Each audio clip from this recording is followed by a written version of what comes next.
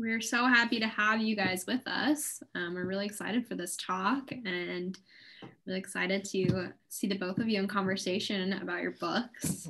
I'm excited to be here. Yay. Oh, it's great to be here. Awesome.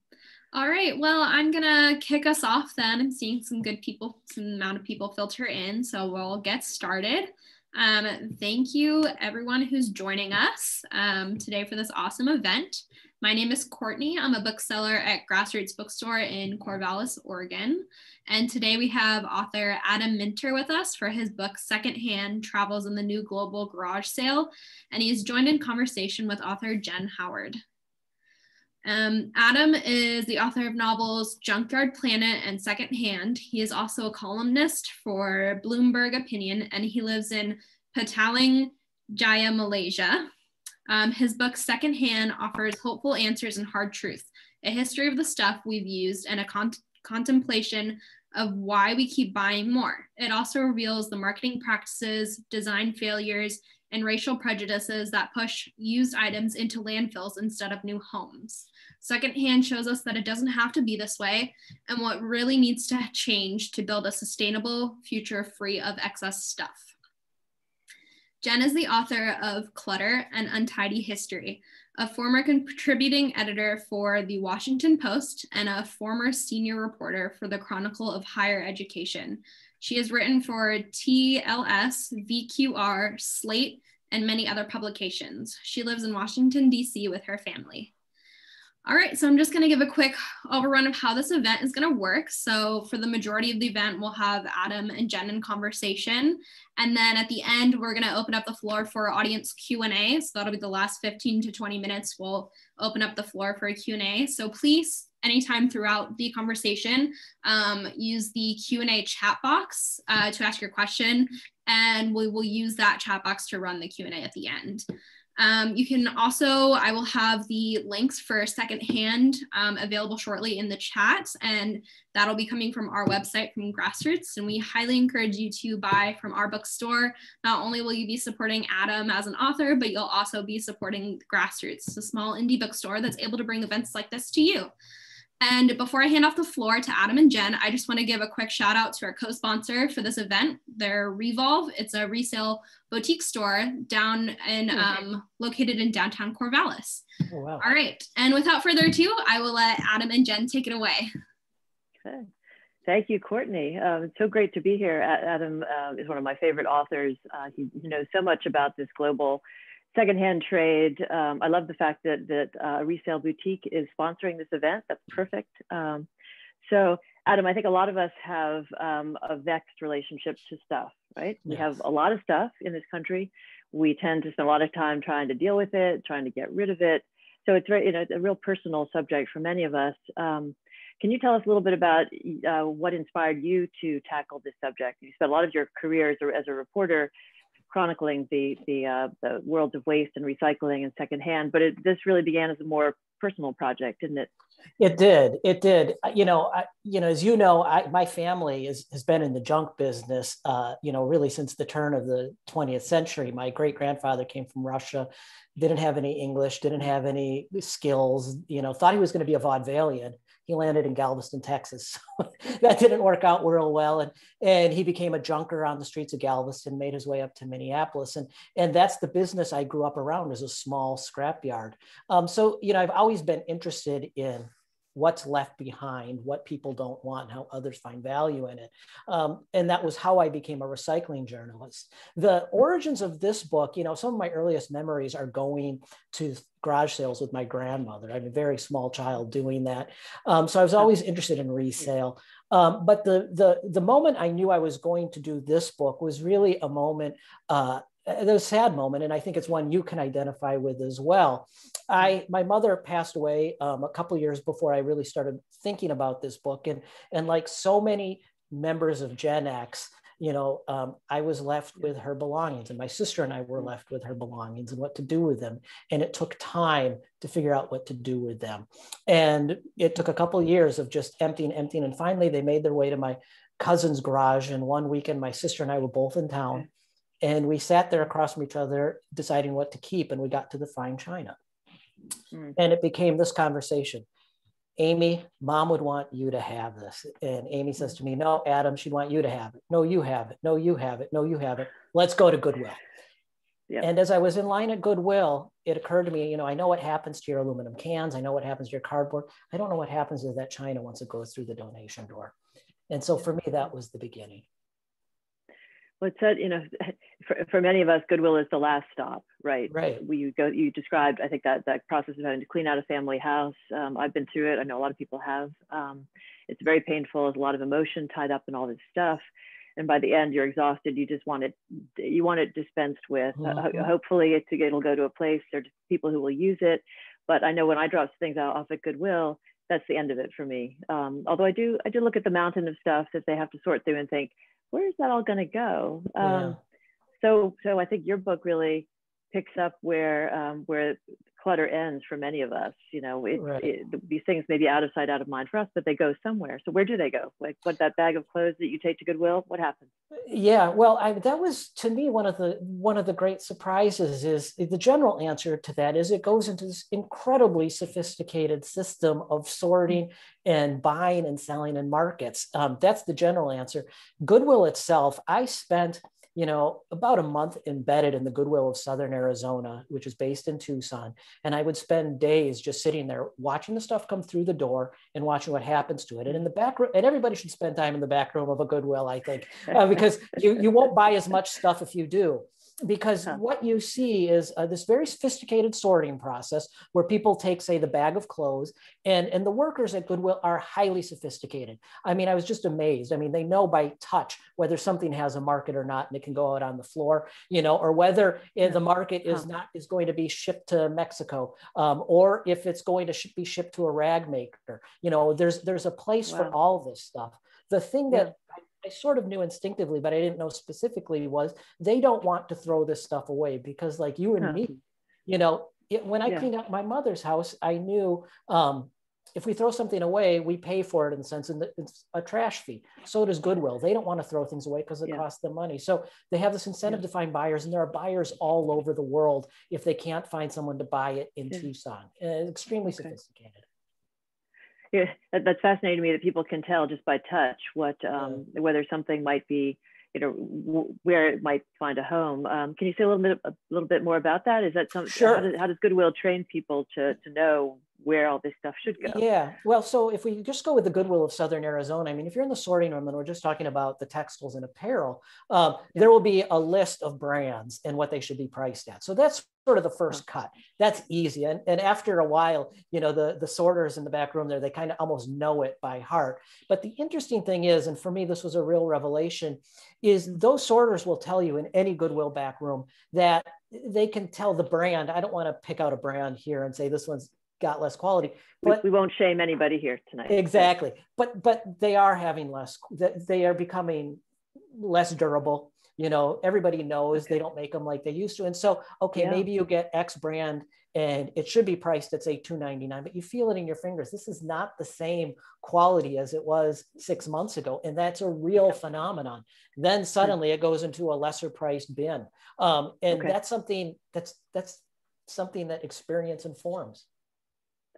It's really interesting. No, I live in DC. If I go out to one of my local Goodwills, are the prices going to be about the same as they are at every other Goodwill around the country, or is it kind of a regional market, or even more local than that? Oh, it's more local than that. The way Goodwill works, I forget the number now. I want to say it's 141 federations that make up the Goodwill International, and they all have their own territory, and they all operate pretty independently.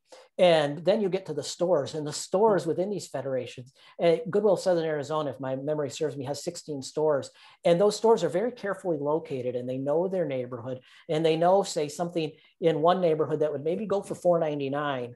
Isn't going to go for $4.99, say in a lower income neighborhood. It's got to go for $2.99. So, and the sorters in the various rooms know that.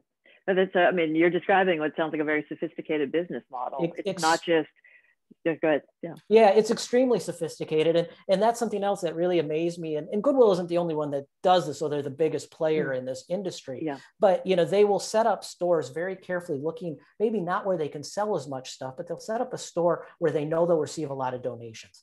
And, smart. And those donations won't be sold in that store. They'll then run trucks to move those donations to stores that don't get as many donations. And so it's, you know, these trucks are always moving around and making sure that the inventory is where it needs to be. So again, you know, the level of sophistication about this is really wonderful. And the bottom line is that sophistication ensures that these goods end up in someone else's hands. If you're not moving them, they're not reselling. Yeah. Well, it's always a fear I have when I do take something to Goodwill. And I'm kind of using I know Goodwill is probably the one that most of us know, but there are other groups that items too. But whenever I take a big bag of stuff to somewhere, I always think, is this just going to end up in a landfill? But it sounds like you're telling me that there's a good chance that it won't, or at least a lot of it won't. Right. Is that I mean, true? The incentive for any thrift store, any salvage, is to sell it and to find a way to sell it. And they will, because again, if they don't sell it, it costs them money to dispose of it. And ultimately, you know, whether they're a nonprofit or a for-profit, you know, that cuts into what their goal is. For Goodwill, Goodwill's goal is, you know, is basically helping people get jobs and job training. And so every time you force them to throw away a ratty sofa, you know, that landfilling fee could, you know, help somebody get a job. Yeah. Yeah. Oh, well. So I feel better about I shouldn't feel bad about taking things to Goodwill. Maybe I need to feel bad about buying as much as I do, right? Maybe I should be cutting back a little bit on the consumer end. But so the stuff that Goodwill does sort to, some of it goes into the Goodwill stores, and you can go in and buy a t-shirt or whatever, but a lot of it doesn't, a lot of it then moves on past that direct to consumer kind of market. Can you describe what happens? Like who comes in and takes the stuff that you and I are not going to buy on the Goodwill floor? Sure. Well, I mean, you know, first, just give a number. On average, only about 1/3 of the stuff, let's use the term stuff. You use this term stuff in your book, Clutter. 1/3 of the stuff that goes onto the retail floor of a thrift store sells on that floor. So that means that, you know, that 2/3 of stuff, that other 2/3 of stuff has to go somewhere else. With Goodwill, the next step is usually what's called an outlet. And I'm not sure if you have one in DC. They're very interesting places where what happens is the stuff is put on tables and it's sold by the pound. So clothing by the pound, hard goods by the pound. You know, the percentage of that stuff that moves varies. You know, in Southern Arizona, it was less than 20%, but it's still profitable for Goodwill to do that. And then the stuff that doesn't move there are other markets for it. You know, the clothes that don't move, some of them may be sold to rag makers, which is a hidden industry that dates back 2 centuries. Most people don't know about, but it's literally what it sounds like. The clothes are cut up and sold as rags to bars, restaurants, hotels, you know, auto mechanics, you know, all kinds of stuff. If the clothes are in reasonable shape, they may go into an export market. That could be South Asia, Southeast Asia, where I live when it's not the pandemic. You know, West Africa, East Africa, all of these places. So there are markets for the stuff, but some of the stuff doesn't have a home. One of the things that I kept encountering throughout the research of the book is bowling balls, and they almost became totemic to me. You know, the one thing you see in sort of the last stop in the Goodwill outlets, you know, is always the bowling balls, because nobody wants to buy a used bowling ball. So some stuff does end up in a landfill. Wow. So America's landfills are just peppered with bowling balls. That's my understanding. I wanted to understand why nobody wants to buy used bowling balls. So actually, in the midst of researching this book, this didn't go into the book, but apparently bowling balls only have so many collisions with a lane that they can do. So people who know bowling balls, they don't want to use bowling ball because it doesn't spin as well. I was wondering if maybe bowling wasn't as popular as it used to be, but I'm not sure. I guess not this year anyway. Right. That's fascinating. I mean, we're talking a lot about stuff, obviously, you know, all categories of stuff, clothes, bowling balls, hard goods. I guess that would be things like dishes and electronics, furniture, toys. Okay. But one thing I really, really love about your book is how human it is, and that it's not just the stuff. At every stage, there is somebody who is either has to deal with it, like you and I did when we had to clean out family houses, or who wants to deal with it, who sees it as an opportunity, a chance to earn a living, or to run a business, or to do something good for the world, in the case maybe of goodwill, or people who want to keep things out of landfills. Tell us about Shoe Guy. He was one of my favorite characters in the book, and Yes. so human, and really a great example of this kind of, that stuff always has people, with it, dealing with it. Well, he's one of my favorite characters too, and he's somebody. Shoe Guy obviously is a pseudonym for a real person. He asked me not to use his name. He's somebody who I stay in touch with. I told him, I actually had shared a WhatsApp message with him earlier saying I might be talking about him tonight. Oh, and okay. he wants so he me might to be tuning if he's here. Hi, Shoe Guy. Right, yeah, and he wants me to say hello to everyone. So Shoe Guy is from Nogales, Mexico. He grew up there working swap meets, and eventually as a real talent for languages. And what he does now is every day of the week, he drives a circuit of Goodwill stores in Tucson, around a dozen stores. He has a circuit, he goes in, runs through them 5-10 minutes each, because they're constantly turning over their inventory. Mostly pulls shoes. That's why he's called Shoe Guy. And that was the name he asked me to use for him. Buys all these shoes, drives back to Nogales, Mexico, and sells them to wholesalers there. Now he'll buy other stuff too. And in the book, I describe him buying some other things. He's a big fan of Star Wars toys, for example, both because he likes them and because he has a buyer in Mexico who wants them, believe it or not. A wholesale, who buy them wholesale from him. But he's developed really quite a nice little business. A very social business. He's very well known to everybody who works at a Goodwill in Tucson. And he's really emblematic for me of this cross-border trade. There's this sort of a dark reputation, bad reputation of moving used goods over the border, whether it be shoes, clothes, electronics. And in my travels and in my reporting, not just for this book, but about recycling, I really try and rehabilitate that image because it's filled with entrepreneurs like him. And so he's emblematic of me for this huge trade. And he's not the only one doing this. I mean, there are just in Tucson, thousands of people who make a living trafficking, maybe that's not the best word, but secondhand goods between the US and Mexico. It's fascinating. Do they ever run into trouble at the border? And we hear, all the stories in the news right now are about people who can't get across the border, or people trying to illegally get across the border. Is this secondhand back and forth kind of part of the legal system at the border?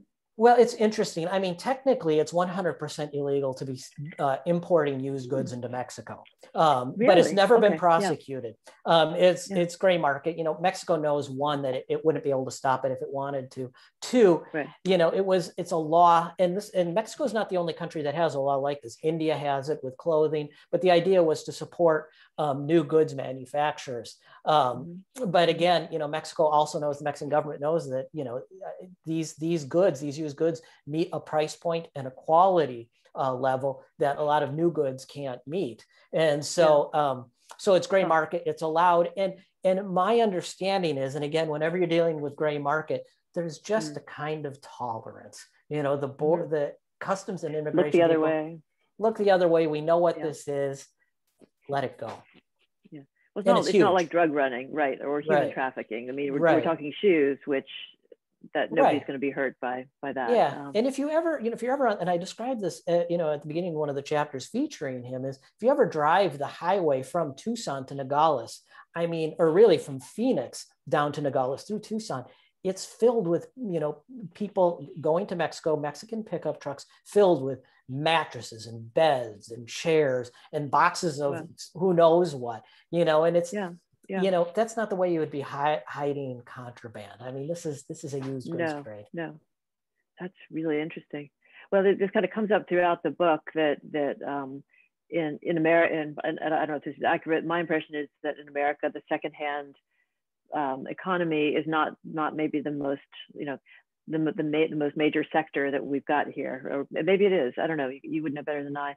But that in other parts of the world, it really is a major economic driver in the aggregate.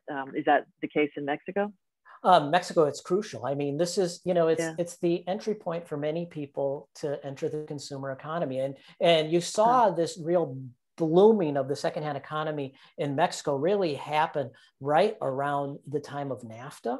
And one of the things that you had, the maquiladoras open, all these industrial sectors just on the Mexican side of the border, factories. And suddenly you had an emerging middle class that wanted stuff, but they couldn't quite afford the new stuff. Well, smart entrepreneurs said, well, we can sell them really good stuff from Texas and really good stuff from Arizona. And so that's, it became a secondhand economy. And and that's just one example. I mean, for this book, I spent quite a bit of time in northern Ghana, in the capital of the northern region. That's the state, the province, northern Ghana, called the northern region. The capital is called Tamale.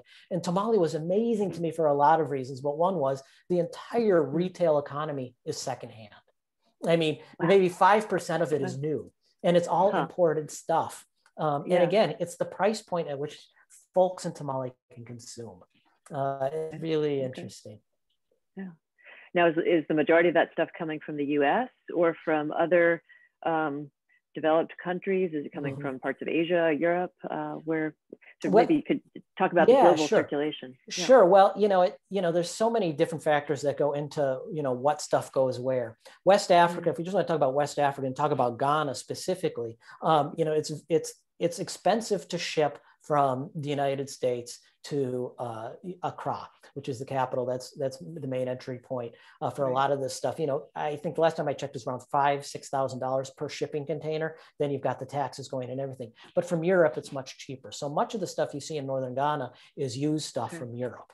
But you also increasingly see, and I was just astounded when I was reporting this, and it really changed my perspective. One evening, I was sitting in a used computer shop that actually has computers that have come in from, amongst other places, Vermont. And I was sitting there, and a vendor came in selling used clothes from China.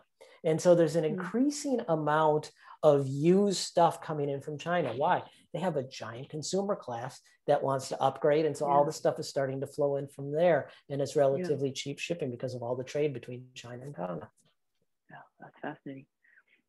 You and I have talked some about this. I think a lot of us have the idea that we, the developed world, however defined, are dumping things on the less developed world. Whether that's, I think of all the pictures I've seen in the media of e-waste, all these old computers and these smoldering piles of things, and people, like children picking through stuff that looks really dangerous, and kids not getting it, not being able to go to school because they have to do this stuff. How accurate is that sort of reporting, or what is it missed? Are these, like what you're describing sounds more like a lifeblood of the economy kind of thing, rather than here, take our crap, take the stuff that we don't want.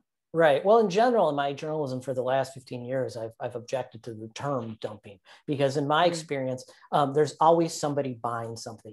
Nobody puts something in a container and, that will cost $2,000, $3,000, $4,000, $5,000 to ship somewhere unless somebody is buying it. And just, in Ghana, if somebody's importing, say, electronics from the United States, they're the ones paying the freight.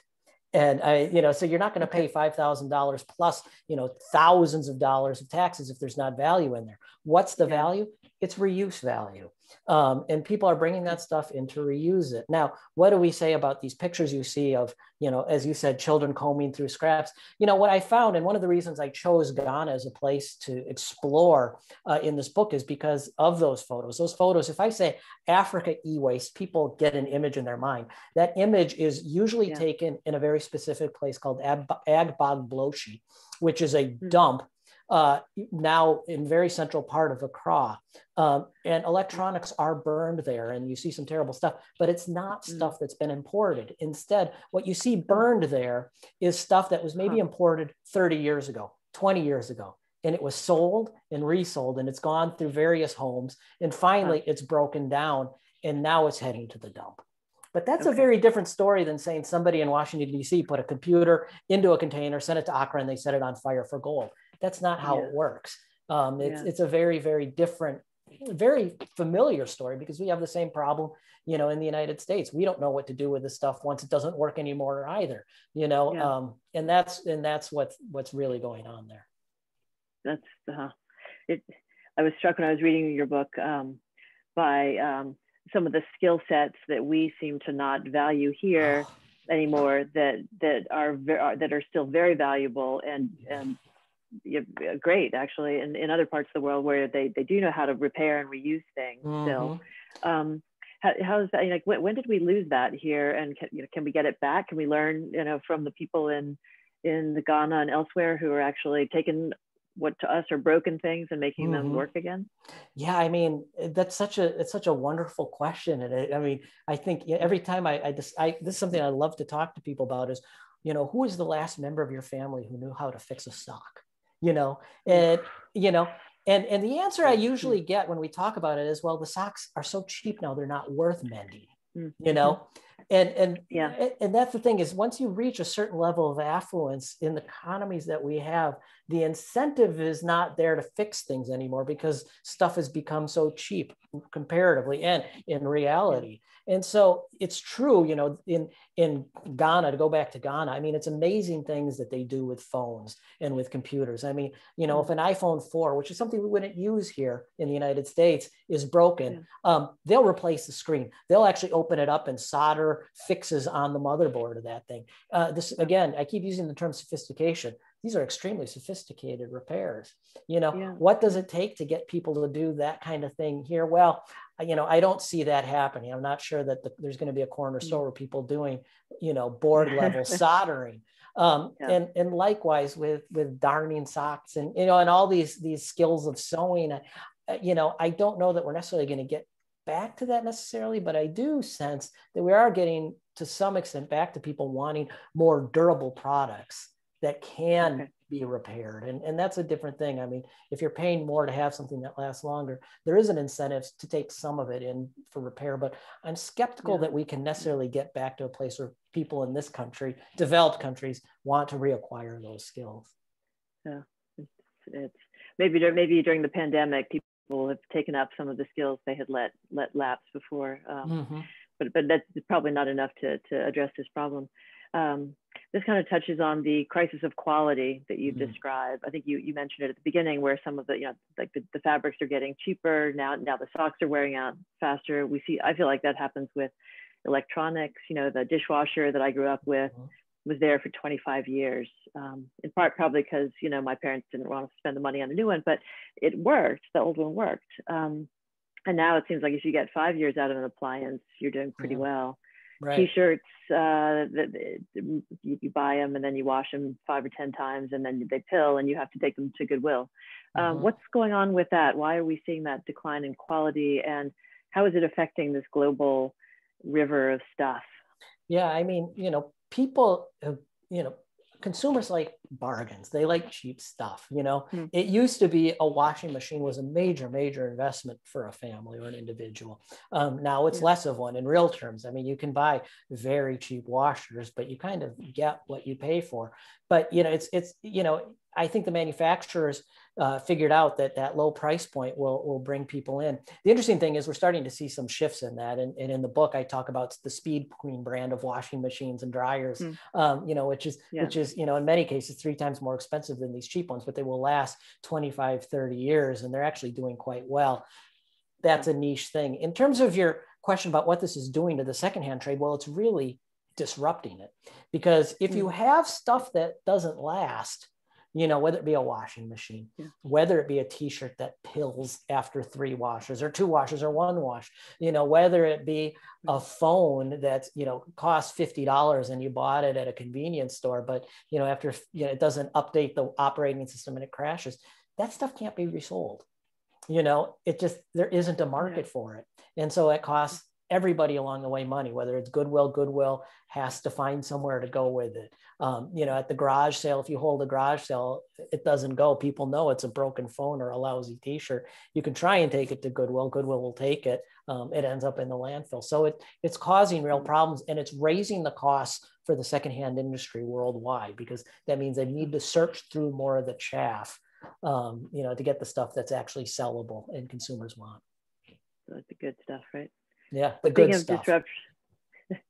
Speaking of disruptions, I feel like we can't not talk about the pandemic and how it's, for one thing, I think you called it the great clean out, right? The great Right. Corona clean out. Or some, Yeah. a lot of us are actually stuck at home and maybe pitching more stuff Yeah. than we would have had time to otherwise. And what is the pandemic doing to global recycling and secondhand? Is recycling broken? And we heard that before the pandemic. Right, right. Well, a couple things happened to talk about. Let's talk about secondhand first. I mean, during the great Corona cleanout, which was spring of last year, which was just an extraordinary moment in sort of the history of American stuff. You know, everybody's cleaning their stuff out, and they all had the same idea: take it to the Goodwill, Salvation Army, and they'll do something with it. Well, these businesses need to be open to sell that stuff. And so suddenly they had to close their retail fronts, and yet they had more stuff flowing in than ever before. And it caused real problems. Goodwill of Southern Arizona, I talked to them during this period, and they actually rented a warehouse because they didn't want to turn away the donations. That's their lifeblood. But at the same time, they had nowhere to sell it. And so it created a little bit of a crisis in thrift that actually somebody by the name of Steve Bethel, who owns a used textile organization in Canada called Bank and Vogue, brilliant businessman, he compared it to the global oil crisis at the time, where you had all of these oil tankers off the coast of the United States just holding this oil that nobody wanted to consume. And global trade froze up. And so there was all this stuff flowing in nowhere for it to go. Eventually, things started moving again, slowly but surely, and things are pretty much back to normal. But it was a real catastrophe. It caused a lot of hardship. In terms of recycling, I've never thought recycling is broken. I mean, but markets do. It's a market-based business. You know, if you put something in your recycling bin, if somebody doesn't want to make something new from it, it's garbage. And, you know, when the economy slows down, people don't want to make new stuff. And so your recycling becomes garbage. One of the interesting things that happened with recycling was that you just saw this great shift in generation of recycling from the office to the home. The great example of this I love to bring up, because people love to talk about toilet paper and COVID, is one of the ways that one of the raw materials for toilet paper in the United States is white office paper that comes out of offices. And maybe that'll comprise 10% of your roll, 20%, 30%, it depends. But it's a really important feed that dried up. It went away. And so suddenly all these tissue mills needed to rely upon recycling from homes. And you can't just flip the switch. You need to completely rebuild your equipment. You need to change your recipes. You need to find these sources of stuff. So it was very disruptive, and it's now shifting back as people go back to the offices. It's been hugely disruptive. Yeah. All right. So where does you feel like 2 years ago, I was reading about China shutting the gates to U.S. recycling. And I think you pointed out, I think it was in the book, that it always seemed to me crazy that we would take our stuff, our discards, and ship them across the ocean to China. But you have pointed out that those container ships are coming here with cargoes of new stuff to sell. So they have to go back anyway, so they're going to take something, right? Right. But where does that all stand now? Is China still saying thanks but no thanks to U.S. recycling? It's really interesting. China made a big show of wanting to, we're going to stop this. It causes environmental problems. And I think that was quite sincere. But, all of this recycling was also a key commodity, a key feed for their manufacturers. And they have found out, the government has, over the last couple of years, that some of this stuff just cannot be replaced any other way. So slowly they're reopening the door to, metals from around the world, scrap metals. And also scrap paper, cardboard, because they just need it. They don't have enough at home, and they don't have enough quality. So, where China, it's still not what it was. And at the same time, China's companies, its recyclers, have started to relocate into Southeast Asia. They've even started to relocate partly into the United States with the idea that they will process recycling in these places and then ship it back as a pure commodity, not scrap paper, but just as paper pulp to China. And so they're continuing to get it. It's just different ways they're getting it. Yeah. Huh. So interesting. I hope you're writing about this, because this is the sort of coverage that I at least would like to read more. Good. Okay. Sure. Read more about this. What was I going to say? So we sort of skirted around the environment and how the environment is either helped or not by all these economic exchanges we're talking about. What are your thoughts on that? And is the secondhand trade generally good for the environment, or does it really depend on where and what? I think it's good for it, and I look at it in two respects. One, carbon emissions. We know that it's been studied very carefully. The most carbon intensive period for any product, whether it's a phone, a T-shirt, a book, a printed book at least, is in the manufacturing phase. Like an iPhone, roughly over 90% of the carbon emitted by an iPhone over the course of its lifetime is during the manufacturing period. So if you can extend the life of stuff, that means less stuff is being manufactured and carbon emissions go down. So there's that environmental benefit. And then there is, in my opinion, there is the waste management side of it. And again, extending the life of stuff means, again, less going into landfills or incinerators or even into the recycling stream, because when you recycle stuff, it doesn't go to green heaven and automatically turn into new products. There's still energy expended, there's water used, there's emissions of all kinds. So I think you also reduce the stresses there, and increasingly it's the case, especially with plastics.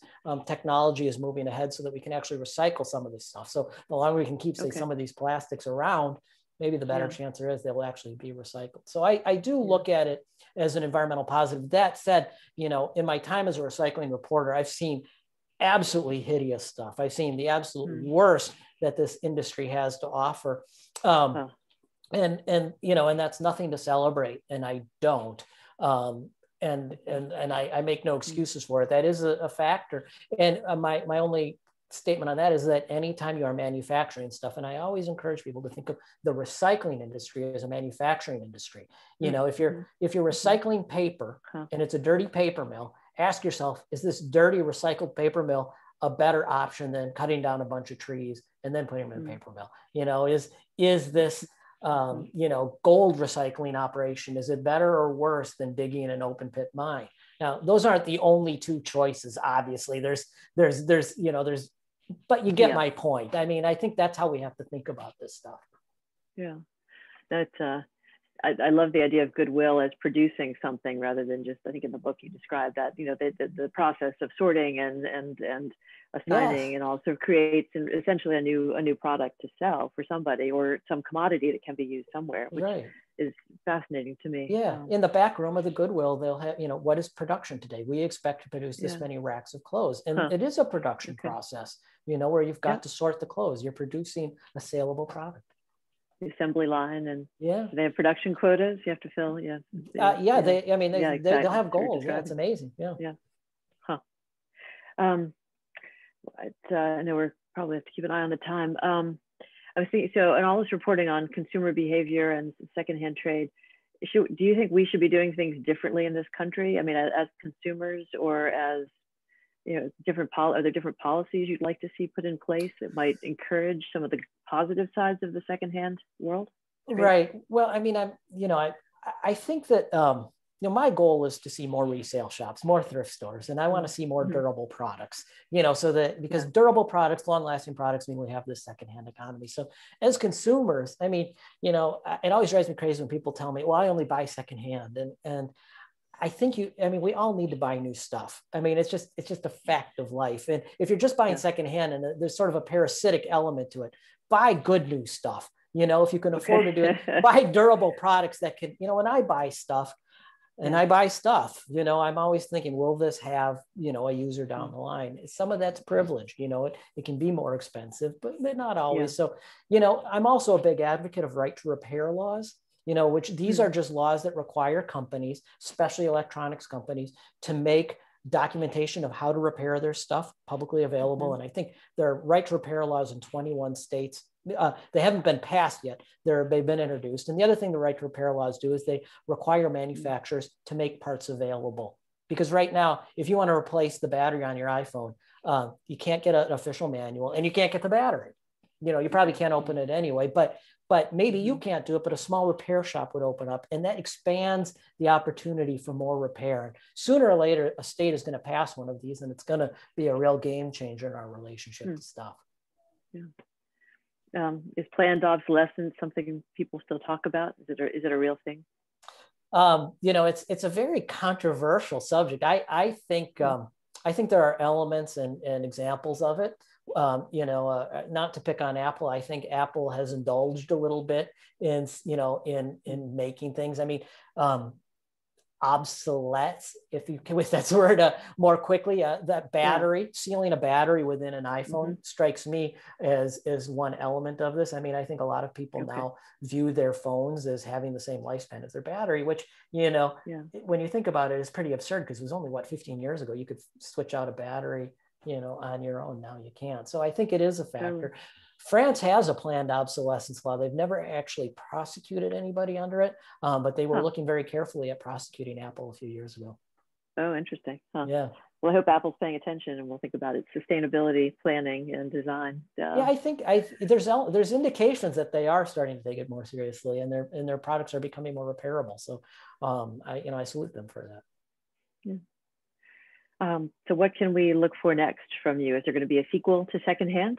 Yes, there's going to be something. I can't tell you the subject yet, but it's sort. You know, I accidentally sort of reversed the sustainability pyramid of reduce, reuse, recycle. My first book, Junkyard Planet, was the recycling. Secondhand is the reuse one. So the next one is going to have something to do with reduction. It's not a minimalist book, but you know, I just need to be able to start traveling so I can put it together. But there will be something in the next couple of years, and I'm really excited to get it underway. Excellent. I'm excited to read it when you have it ready. Thanks. Where is your first trip going to be post lockdown? It may be for this book. It will be somewhere in Michigan. Okay, so, sticking sort of close, not too far from your but there will roots. but there'll be a lot of reporting in Japan and probably Indonesia as well. So but exciting. Since I'm in the States, we'll go to Michigan first. Looks like Courtney is back. I am ready to answer some questions from the audience, guys. Sure. Absolutely. All right, we have a really great question from Melissa Klug. She says, "Hi there, I'm a professional organizer by trade, so I love what you both are doing. Thank you. A question about generations for Adam. My kids and their friends love thrifting and upcycling instead of fast fashion or new consumption. This doesn't seem to be just my kids, but a generational shift with friends' children too. Is there anything to do with that you've seen?" Yeah, it's very real. And I think there's a couple of factors in play. One is just if you look at the consumer surveys, I've looked at a few. There just is there's more of a sustainability consciousness amongst this younger generation. There's no question about that, and I think that's driving it. The other thing is that the ability to thrift online, you know, whether it be via Poshmark, ThreadUp, or even in eBay, though you know eBay is very much out of fashion, if you will. But that's really enabled. It's become a gateway to getting people into the thrift stores. The interesting thing is that the thrift stores are now trying to adjust to this whole new world of people coming in and wanting to, say, flip their stuff on Poshmark. So it's created a much more competitive environment. But I think it's really great. And the mainstreaming, I think, of secondhand in this way is really, I'm hoping, is going to shift us away from to some extent, away from, some of the stuff that Jen and I encountered, with parents' homes filled with stuff. I think that's going to be around for a while, but I'm hopeful this next generation will, to some extent, outgrow that. There's always going to be hoarding, but I'm very, very hopeful that stuff will circulate more and more. I don't know if Jen has some thoughts on that, but I think it's a really interesting phenomenon. I have teenagers, and my daughter, like Melissa's, is very interested in thrifting. And I think it's partly the environmental consciousness that you mentioned, and also a desire for something different, something that's unique and is not, teenagers either want to look like everybody or they don't, they want to have their own style, and thrifting is kind of a fun way to do that. And if you have a limited budget or you just don't want to spend a lot of money, it's a fun, the novelty of it is fun too. You go to a department store, like a Walmart or something, sort of, there could be racks and racks of identical things in every size and color. But you go to a thrift store, you never quite know what you're going to find. And that's so it has makes shopping fun again, but also the stakes are low because it's not expensive. So win-win for teens and the planet. Right. Yeah. Great answer. I also have some questions. So you did talk about this a little bit, actually a good bit, about the phenomena of new merchandise losing its kind of quality and its like upkeep. But also a lot of consumers have this mindset about secondhand that it's, you know, worn out and it's not gonna hold up well. But a lot of those things you're saying actually hold a stronger, more well-made, you know, from when it was made. How do you think we can kind of shift this mindset in consumers that, you know, like actually some of the stuff that you're going to find is going to be better at a thrift store? Right. I mean, it's been massively pre-tested. You know, that's all there is to say, you know, and that's a real thing. One of the things that really knocked me out, and I don't believe this got brought up in the book, but if you take a shipment of new televisions, put them in a shipping container, you're going to have more failed televisions on average in that shipment of new televisions than you would in used ones. Why is that? Because again, you know, these used ones have been massively pre-tested. They're durable. They've been proven. And so used electronics, in general, you're going to have a much lower fail rate just because they've been used and they work than you will with new ones. And so that's actually what's interesting is if you go to you know, emerging market countries like Ghana or Benin, where I spent some time, where you have a lot of used stuff, you will hear consumers say, no, I don't want to buy that new device from, you know, Southeast Asia, because it may not work very long. But this phone that just came in from France, somebody used it there for a couple of years, and I know it's going to continue working. And I think that's a really great message, especially in terms of electronics. And, you know, I think you do see that a little bit on platforms like Poshmark. If you look at what sells, the best sellers are on Poshmark. And I love Poshmark. I think it's fascinating just to look at what's selling there. It's always, you know, brands that have some durability. Lululemon, you know, sells really well on Poshmark. It's always right at the top. Why? It's durable. It's good stuff. So I think to some extent we're seeing this happen. I don't know, Jen, any thoughts? Yeah, and I was just thinking, having bad flashbacks to putting together IKEA furniture, you know, and then having to take it apart and putting it back together in the next house, you know, and it only has one or two moves in it usually, and then everything starts to fall apart. I mean, they make some nice things, and there's some style there and all, but when I think about things I've picked up at garage sales or things that are hand-me-downs from family, you know, bookshelves that will last, furniture that's just well built, older, like the kind of wood that you can't get now easily, and you can just sort of tell something's gonna. It might not be today's taste, but it's more likely to be well built and to last. Right. So there's some appeal to that. Yeah, and I should just say, you know, I think the brands are starting to help with this. You know, IKEA is actually getting into rental furniture and secondhand furniture in Europe. Well, if you're renting furniture, it's got to be durable. And one of the things that they've said is that they're then taking the lessons learned from renting it and putting it into their manufacturing process to make the furniture more durable. That's the best advertisement I've ever heard for secondhand. You know, likewise, you see a brand like Patagonia, which is an expensive brand, but they take back their clothing, give consumers credit for it, and then they resell it on a separate website. And I've actually bought, you know, clothing from their Wornwear site. I don't mean to plug it, but that's what it's called. And again, you know, I think this is starting to happen. The brands are actually in some ways the allies. Some brands are the allies in this because they want to promote this view that their stuff has a second life. Yeah. Well, sustainability is in. I mean, there are a lot of consumers who want that now. And maybe you're just tired of Allen wrenches and plaster, you know, particle board. Right. No. Do you think that these brands are kind of feeling pressured by the stakeholders of these, you know, secondhand communities, you know, saying like, hey, I'm not going to buy your stuff. Like, good luck staying relative in the society. Well, I think so. And I think, but I think there's also something else going on, which is that I think a lot of these brands also see a huge business opportunity. You know, to talk about Apple again, they're not the only one doing this, but you can take an old iPhone into an Apple store and trade it in and get credit. Apple's not doing that out of the goodness of their heart. If that's a new enough iPhone, they know they can refurb it and resell it. And they have developed a very substantial secondhand phone business. You know, so there's money to be made in it as well. I mean, right now, the fastest growing sector of the global smartphone industry is secondhand.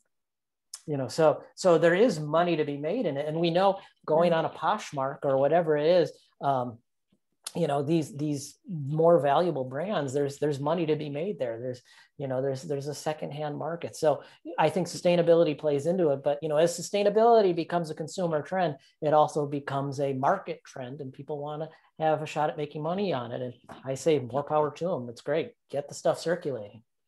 Yeah.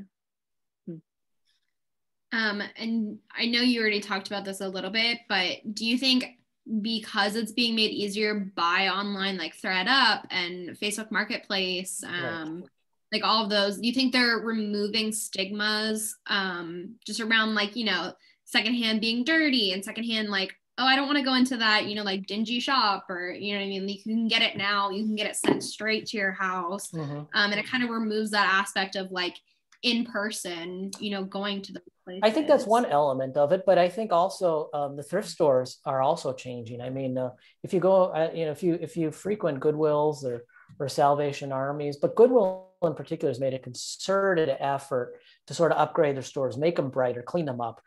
You know, there's now Goodwill boutiques where they take some of the higher end stuff, you know, and maybe sell at a $15.99 price point. You know, that too is improving the overall image. So certainly the Poshmarks and the ThredUps and the Facebook marketplaces and Nextdoor and all of these different platforms play a role in it. And I think that it just becomes an overall consumer trend, retail trend.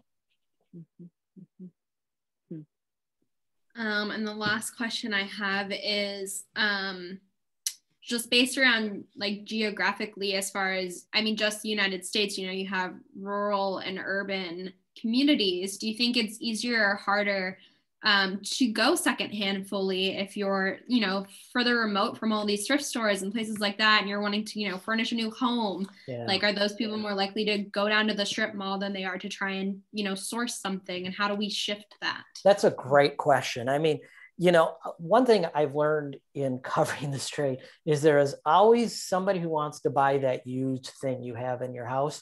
But the hard part is, you know, the hard part is how do you connect the two parties? And it can be incredibly expensive. I mean, you know, there's a huge used book trade in Malaysia where I live. And when I'm in the United States, my wife and I will see these books at just these bargain basement prices in used bookstores. And we always say, boy, if we could get these to Malaysia, I mean, you know, it'd be really profitable. Well, how do you get them to Malaysia, you know, in an affordable way? How do you get around the logistics of it, which would eat your profit margin? That's, you know, that's Malaysia, United States used books. You know, it's always going to be an issue how you can connect the buyer and the seller. I think the good news is that the Poshmarks and the ThredUps and all these platforms we've been talking about at least open up the possibility in sort of more transportable goods of some value, like clothing and electronics. Furniture, maybe not so much, unless it's extremely expensive furniture. But I think the overall situation is looking up. I don't know. How do you feel, Jen? I hadn't, you know, I'm kind of fascinated by the idea of the differences in rural and urban and where people get things. One thing we haven't talked about, and this may apply more in rural areas, maybe not though, are these buy nothing groups. And Free Cycle is a model that's been around for a long time. And, you know, right. you find Victorian equivalents of that sort of like Exchange and Mart stuff. But I'm thinking for people who are not in urban centers where they can trot over to Goodwill or something. But if there's an online group where people can swap and share and coordinate pickups of things, I'm just amazed at, and I live in a city and I'm neighbor to row houses, but for the Buy Nothing group that I belong to, you can find anything you need, basically. It's incredible to me. I could probably find agricultural tools if I needed them. You know, it's just like crazy stuff. So I wonder if that sort of model has taken hold in places that are not major metropolitan areas. It could work really well as long as there's internet access. Yeah. But I know I don't have any data or anecdotes about if that's happening. You know, we belong to a Buy Nothing group in Petaling Jaya, Malaysia. You know, so it's a global phenomenon. It's really interesting. Adam, do you know when it started? I was kind of curious. I don't. That particular model. No. I don't. Yeah. I'm getting, maybe maybe everywhere now, everywhere that there's internet, Yeah. But of course via phone too. Right. Doesn't have to be you don't have to get on, well, so much happens via phone. Yeah. That anywhere. Yeah. Huh. I actually have one last question. Oh yeah. I'm fascinated by what you said about, in other countries, they're taught to refurbish things and rebuild them and like keep reusing them. That's something that we've lost. Do you think there's a way, like, there's a lot of people that don't have jobs, things like that. Is there a way to like make that into something that's taught and something that becomes part of our system here in the United States? That's an interesting question.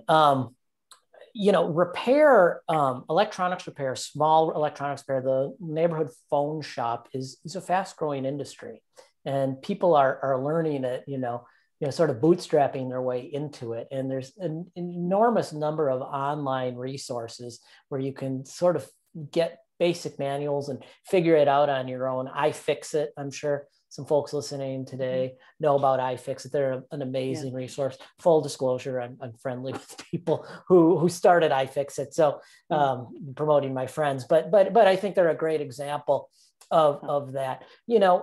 Getting beyond that. I mean, I just think, like I said, I think right to repair laws and getting people, as people shift to more durable goods, they're going to want to maintain them. And, I don't think a lot of the repair culture I see in a place like West Africa, is driven by the fact that they have no choice but to repair the stuff.